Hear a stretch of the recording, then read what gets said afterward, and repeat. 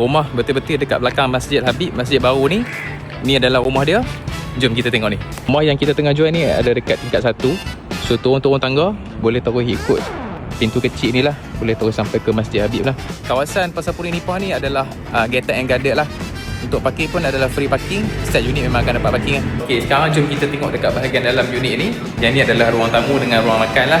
And then dekat bahagian sini ada bilik nombor 1, dan ni bilik nombor 2. Alright, yang ni adalah pintu masuk tadi tu lah. Dan yang ni adalah bilik ketiga. So unit ni dia ada 3 bilik lah. 3 bilik. Tandas dekat mana? Tandas dekat sini. 1+1 lah. Satu bilik mandi, satu tandas lah.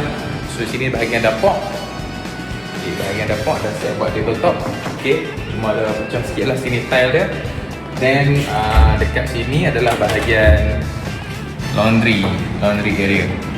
Sini bahagian laundry, sana Masjid Habib.